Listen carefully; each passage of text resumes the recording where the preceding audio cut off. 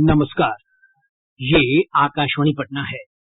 अब आप खालिद रशीद से प्रादेशिक समाचार सुनिए। पहले मुख्य समाचार। प्रदेश में कोविड-19 से स्वस्थ होने की दर 91% से अधिक हुई। अब तक 1,48,000 लोग ठीक हुए। केंद्र सरकार ने कहा, लॉकडाउन के दौरान रोजगार से वंचित 2 करोड़ प्रवासी कामगारों को सीधे उनके बैंक खातों में सहायता राशि भेजी गई। अब तक 5,000 करोड़ रुपए की मदद दी गई। प्रधानमंत्री नरेंद्र मोदी 18 सितंबर को ऐतिहासिक कोसी रेल महासेतु को राष्ट्र को समर्पित करेंगे। और पूर्वी चंपारण जिले के रक्सौल में एसएसबी और सीमा शुल्क विभाग ने 25 करोड़ रुपए मूल्य का मादक पदार्थ ब्राउन शुगर जब्त किया। अब समाचार विस्तार से। प्रदेश में कोविड-19 से स्वस्थ होने की दर 91% से अधिक हो गई है, जो राष्ट्रीय औसत से 13% ज्यादा है। स्वास्थ्य विभाग की ओर से जारी बुलेटिन के अनुसार संक्रमित लोगों में से 91.16% लोग ठीक हो चुके हैं। फिलहाल 13,526 लोगों का विभिन्न अस्पतालों में इलाज चल रहा है। वहीं राज्य में पिछले 24 घंटों के दौरान कोरोना संक्रमण के 1,531 नए मामलों की पुष्टि हुई है। इसके साथ ही संक्रमितों की कुल संख्या बढ़कर 1,62,632 हो गई है। स्वास्थ्य विभाग की रिपोर्ट के अनुसार संक्रमण के सबसे अधिक 215 मामले पटना जिले में सामने आए हैं। महामारी से प्रदेश में अब तक 848 लोगों की मृत्यु हुई है। राज्य सरकार ने कोरोना संक्रमितों से संबंधित विभिन्न जानकारियों के विश्लेषण के लिए 3 स्तरीय समिति का गठन किया है। जिला स्तर पर गठित कमेटी का अध्यक्ष सिविल सर्जन को बनाया गया है, जबकि चिकित्सा महाविद्यालयों में गठित समिति के अध्यक्ष प्राचार्य होंगे। वहीं राज्य स्तरीय समिति की अध्यक्षता स्वास्थ्य विभाग के अपर सचिव करेंगे। ये समिति कोरोना संक्रमित मरीजों की मृत्यु की गणना, मृत्यु का कारण, मरीजों को उपलब्ध कराई जा रही चिकित्सा सुविधा और कोरोना के कारण होने वाली मृत्यु को कम करने के सुझाव देगी। इधर देश भर में पिछले 24 घंटों के दौरान 82,961 कोविड मरीज स्वस्थ हुए हैं। इसके साथ ही कोविड-19 से स्वस्थ होने की दर बढ़कर 78.53% हो गई है। स्वास्थ्य मंत्रालय ने बताया है कि सरकार की टेस्ट, ट्रैक और ट्रीट रणनीति के प्रभावी क्रियान्वयन से मृत्यु दर में भी कमी आई है। इस समय देश में इस संक्रमण से मरने वालों की दर 1.63% रह गई है। वहीं देश में कुल संक्रमित लोगों की संख्या 50,20,359 हो गई है। वर्तमान में सक्रिय मामलों की संख्या 9,95,933 है। महामारी से देश में अब तक 82,066 लोगों की मृत्यु हुई है। वरिष्ठ स्वास्थ्य विशेषज्ञ डॉक्टर नरेंद्र सैनी ने कहा है कि कोविड-19 से संक्रमित व्यक्ति में रोग निरोधक क्षमता अच्छी होने से बीमारी से मुक्ति जल्द मिलती है। हर व्यक्ति को प्रतिरोधक क्षमता मजबूत करनी चाहिए। ऐसा नहीं है, इलाज तो सिर्फ दवाइयां ही नहीं होती, इलाज हमारा शरीर ही उसका इलाज करता है। नहीं तो हम हमेशा ही हमारा शरीर पता नहीं कितने सारे कीटाणु इस विश्व में है, और हम जब सांस लेते हैं इतने सारे कीटाणु हमारे अंदर जा रहे होते हैं। लेकिन जो हमारी इम्यूनिटी है, जो हमारे अंदर एक ताकत है किसी भी कीटाणु को रोकने की, वो हमारे को हमेशा बचाव करती है। जो इतने सारे लोग जिनकी बचाव हुआ वो इसी कारण था कि हमारी इंटरनल इम्यूनिटी जो है वो हमें बचाती रहती है। डॉक्टर सैनी ने कहा कि सर्दी, बुखार और बदन दर्द होना भी कोविड-19 महामारी के लक्षण हो सकते हैं। इसलिए जांच कराने से ही सही जानकारी मिल सकती है। यदि आपको खांसी, जुकाम और बुखार हो रहा है तो आपको कोरोना भी हो सकता है। इसमें मतलब कोई ऐसी बड़ी बात नहीं है, हो सकता है। अब इसको यदि मुझे देखना है कि ये कोरोना है कि नहीं है, इसका एक ही तरीका है कि इसकी जांच की जाए। अब जांच करने के लिए 2 तरीके हो सकते हैं, या तो हम एंटीजन टेस्ट करें या हम इसका RT-PCR करें। आज की तारीख में हर स्टेट में हर सरकारें बड़े तादाद में मुफ्त इनकी जांचें कर रही हैं।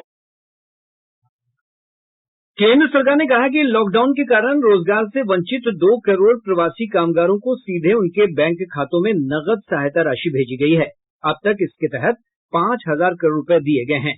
केंद्रीय श्रम मंत्री संतोष कुमार गंगवार ने आज कहा कि लॉकडाउन के दौरान प्रवासी कामगारों की मदद के लिए 20 नियंत्रण कक्ष स्थापित किए गए और 15,000 से अधिक श्रमिकों की शिकायतों का निपटारा किया गया। उन्होंने कहा कि केंद्र सरकार ने राज्य सरकारों और केंद्र शासित प्रदेशों को भवन निर्माण और अन्य निर्माण कार्य में लगे मजदूरों के लिए गठित कोष से प्रभावित कामगारों को मदद देने को कहा है। केंद्र सरकार ने आज कहा कि कोविड-19 के चलते देश में लागू लॉकडाउन के कारण 1 करोड़ से अधिक प्रवासी कामगार अपने गृह जिलों को लौटे हैं। राज्यसभा में दिए एक लिखित उत्तर में सरकार ने बताया कि बिहार के 15,612 श्रमिक अपने गृह राज्य को लौटे हैं। केंद्र सरकार अन्य पिछड़ा वर्ग ओबीसी के लिए क्रीमी लेयर की सीमा में संशोधन पर विचार कर रही है। राज्यसभा में एक प्रश्न के लिखित उत्तर में सामाजिक न्याय और अधिकारिता मंत्री कृष्णपाल गुर्जर ने आज कहा कि सरकार संशोधित सीमा के तौर तरीकों पर विचार कर रही है। कोविड संक्रमण के खतरे के मद्देनजर राज्य की जेलों में कैदियों से आमने सामने मुलाकात पर रोक रहेगी। विकल्प के तौर पर कैदियों के परिजन और उनके मिलने वाले ई मुलाकात के जरिए भेंट करेंगे। इसके तहत जेलों में टेलीफोन बूथ के माध्यम से बातचीत कराई जाती है।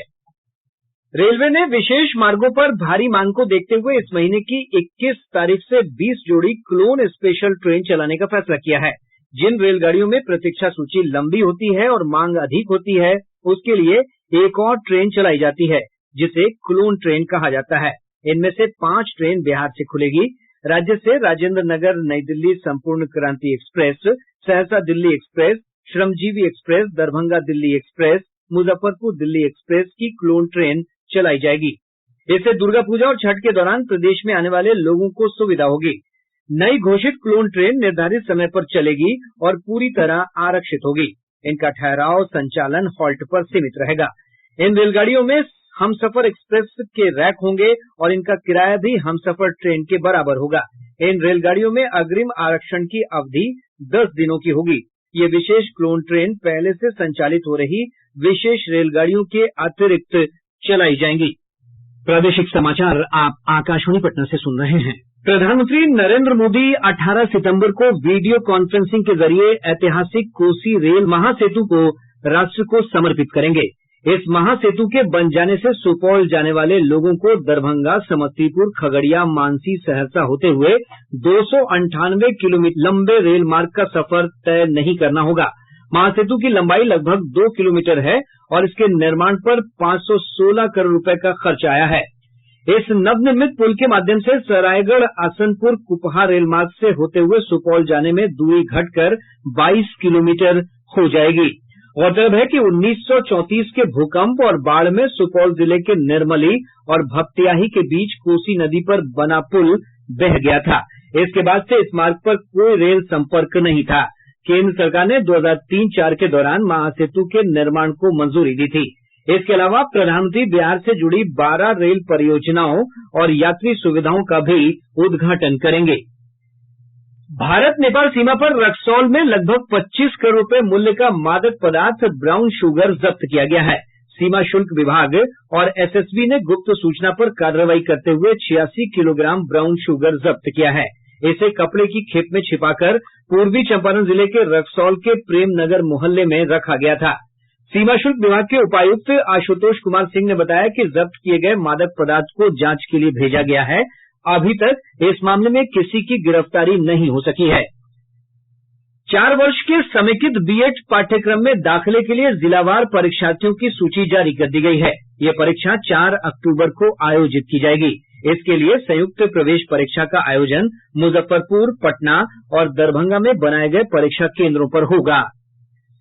चुनाव आयोग ने बिहार विधानसभा चुनाव को लेकर होने वाली बैठकों में अधिकतम 100 व्यक्ति को शामिल होने की अनुमति दी है। राज्य के दौरे पर आई आयोग की 2 सदस्यीय टीम ने चुनाव प्रक्रिया में केंद्र और राज्य सरकार द्वारा कोरोना को लेकर जारी दिशा निर्देशों का पालन हर स्तर पर करने का निर्देश दिया है। लोक जनशक्ति पार्टी के संसदीय बोर्ड ने विधानसभा चुनाव में पार्टी प्रत्याशियों के चयन के लिए राष्ट्रीय अध्यक्ष चिराग पासवान को अधिकृत किया है। आज संसदीय बोर्ड की बैठक में यह फैसला किया गया। इधर भाजपा के नेता चुनाव के मद्देनजर राज्य के विभिन्न हिस्सों में पार्टी कार्यकर्ताओं के साथ बैठक कर रहे हैं। पार्टी के वरिष्ठ नेता योगेंद्र पासवान ने सासाराम में कई कार्यक्रमों को संबोधित किया। वहीं विधानसभा चुनाव को लेकर भाकपा माले की राज्य समिति की बैठक आज पटना में आयोजित की गई। राजधानी पटना समेत प्रदेश के कई हिस्सों में आज सुबह 5 बजे के आसपास भूकंप के हल्के झटके महसूस किए गए। नेशनल सेंटर फॉर सिस्मोलॉजी के अनुसार भूकंप की तीव्रता रिक्टर स्केल पर 5.3 मापी गयी। भूकंप का केंद्र नेपाल की राजधानी काठमांडू से 48 किलोमीटर पूरब में था। इसके झटके पटना सहित उत्तर बिहार के कई जिलों में महसूस किए गए। भूकंप से जान माल की क्षति की कोई खबर नहीं है। राजधानी पटना समेत प्रदेश के अधिकतर भागों में दक्षिण पश्चिम मानसून एक बार फिर सक्रिय हो गया है, जिससे कई इलाकों में मध्यम से तेज वर्षा हुई है। मौसम वैज्ञानिक एसके मंडल ने बताया कि बंगाल की खाड़ी के ऊपर कम दबाव का क्षेत्र बना हुआ है, जिसके कारण राज्य के उत्तर और उत्तर पूर्वी क्षेत्रों में कई स्थानों पर भारी बारिश की संभावना है। दक्षिण पूर्व एवं उत्तर मध्य बिहार के 1-2 जगहों पर भारी वर्षा एवं शेष भाग के अधिकांश जगहों पर हल्की से मध्यम वर्षा दर्ज की गई। आज मानसून की अक्षीय रेखा बरेली, वाराणसी, हजारीबाग, मालदा से होते हुए बांग्लादेश, मेघालय, असम होकर नागालैंड की ओर गुजर रही है। आज राज्य के अधिकांश हिस्सों में बादल छाये रहने की संभावना है। आज राज्य के अनेक जगहों पर हल्की से मध्यम बारिश एवं आकाशीय बिजली के साथ मेघ गर्जन, वज्रपात की प्रबल संभावना है। पिछले 24 घंटों के दौरान सबसे अधिक 90 मिलीमीटर बारिश लखीसराय जिले के बढ़ैया में दर्ज की गई है। वहीं कटिहार, पूर्णिया और मुजफ्फरपुर जिले में कई स्थानों पर 80 मिलीमीटर से अधिक बारिश दर्ज की गई है। महालया कल है। पितृपक्ष की समाप्ति के साथ इस शुभ दिन की शुरुआत होती है। इस बार मलमास के कारण दुर्गा पूजा की शुरुआत महालया के बाद यानी 17 अक्टूबर से होगी। महालया के अवसर पर आकाशवाणी पटना से कल सुबह 4:30 बजे विशेष कार्यक्रम महिषासुर मर्दिनी का प्रसारण किया जाएगा। शेखपुरा जिले में भारतीय स्टेट बैंक की कृषि शाखा के प्रबंधक, उनकी पत्नी और एक कर्मचारी कोरोना संक्रमित पाए गए हैं। इसके बाद बैंक शाखा को 2 दिनों के लिए बंद कर दिया गया है। रोहतास जिले में 21 सितंबर से व्यक्तिगत उपस्थिति के साथ अदालतों में न्यायिक कामकाज होंगे। अदालत प्रशासन की ओर से इसके लिए दिशा निर्देश जारी कर दिए गए हैं। न्यायिक पदाधिकारियों, कर्मचारियों, अधिवक्ताओं और लिपिकों को अदालत में जाने की अनुमति दी गई है। वहीं पक्षकारों को सुनवाई के दौरान उपस्थित रहने की अनुमति होगी। इसके लिए पास जारी किए जाएंगे। अरवल जिले में एम्बुलेंस चालकों की हड़ताल के कारण मरीजों को भारी परेशानी का सामना करना पड़ रहा है। जिले के एम्बुलेंस चालक 2019 से लंबित मानदेय के भुगतान को लेकर हड़ताल पर चले गए हैं।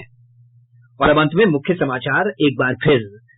प्रदेश में कोविड-19 से स्वस्थ होने की दर 91% से अधिक हुई। अब तक 1,48,000 लोग ठीक हुए। केंद्र सरकार ने कहा, लॉकडाउन के दौरान रोजगार से वंचित 2 करोड़ प्रवासी कामगारों को सीधे उनके बैंक खातों में सहायता राशि भेजी गई। अब तक 5,000 करोड़ रुपए की मदद दी गई। प्रधानमंत्री नरेंद्र मोदी 18 सितंबर को ऐतिहासिक कोसी रेल महासेतु को राष्ट्र को समर्पित करेंगे। और पूर्वी चंपारण जिले के रक्सौल में एसएसबी और सीमा शुल्क विभाग ने 25 करोड़ रुपए मूल्य का मादक पदार्थ ब्राउन शुगर जब्त किया।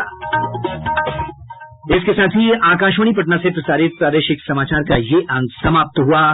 घर में रहिए, सुरक्षित रहिए और सुनते रहिए आकाशवाणी।